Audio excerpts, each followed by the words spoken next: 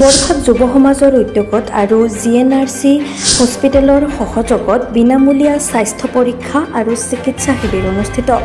বৰ্ধিত হৃদজনিত ৰোগ আৰু স্নায়ুজনিত ৰোগ প্ৰতিৰোধৰ উদ্দেশ্য নলবাৰী জিলাৰ বৰভাগ ৰাজ্য চক্ৰৰ অন্তৰ্গত বৰভাগ যুৱ সমাজৰ উদ্যোগত আৰু GNRC হস্পিটেলৰ সহযোগত আজি যুৱ সমাজৰ কাৰ্যালয় প্ৰাংগণত বিনামূলীয়া স্বাস্থ্য পৰীক্ষা আৰু চিকিৎসা শিবিৰ অনুষ্ঠিত কৰা হয়।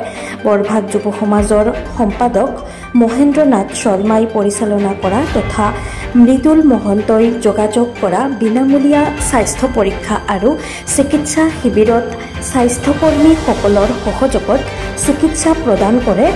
GNRC হস্পিটেলৰ চিকিৎসক ডাক্তৰ গৌতম সিংহ আৰু ডাক্তৰ জয়দেৱ বড়োৱে উল্লেখযোগ্য যে বিনামূলীয়া স্বাস্থ্য পৰীক্ষা আৰু চিকিৎসা শিবিৰত বিভিন্ন ৰোগৰ চিকিৎসা প্ৰদান কৰাৰ লগতে ৰোগীৰ মাজত ঔষধ আদি বিতৰণ কৰে।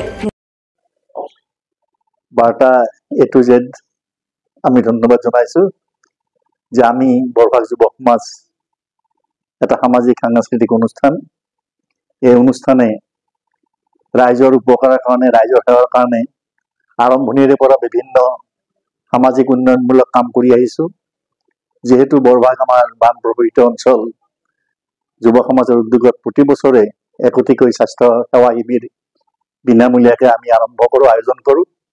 এইবেলি আজি এদিনীয়া কাৰ্যসূচীৰে GNRCৰ উদ্যোগত সহযোগত আৰু আমাৰ উদ্যোগত এটি চিকিৎসা সেৱা শিবিৰ আয়োজন কৰা হৈছে।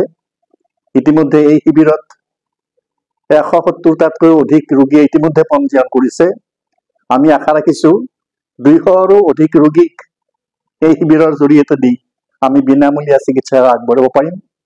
ইতিমধ্যে GNRCৰ কৰ্তৃপক্ষৰ ফালৰ পৰা 2গৰাকী চিকিৎসক আৰু কেইবাগৰাকীও স্বাস্থ্যকৰ্মী আমাৰ ইয়াতে আহি উপস্থিত হৈছে। তেখেতসকলে ইতিমধ্যেই কাম আৰম্ভ কৰিছে।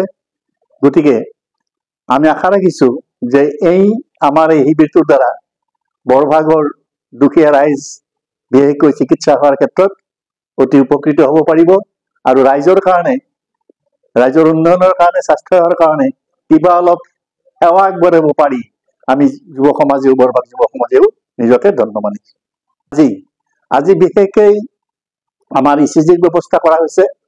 যিসকল হৃদৰোগত আক্ৰান্ত ব্যক্তি, তাৰোপৰি ব্লাড চুগাৰ টেষ্ট কৰা হ'ব যিসকল ডায়েবেটিছ ৰোগত আক্ৰান্ত ব্যক্তি, আৰু হাই প্ৰেছাৰ জোখা যন্ত্ৰ আমাৰ আনিছে কৰি আছে। গতিকে উচ্চ ৰক্তচাপত যিসকল ভুগিছে তেওঁলোকৰ কাৰণে বিশেষ চিকিৎসা সেৱা আগবঢ়াব আৰু নিউৰলজিকেল সেৱাও আমাৰ আগবঢ়োৱা হৈছে। আৰু মন কৰিবলগীয়া যে সকলো ৰোগীকে বিনামূলীয়াকৈ আমি ঔষধ বিতৰণ কৰাৰ ব্যৱস্থা কৰিছো।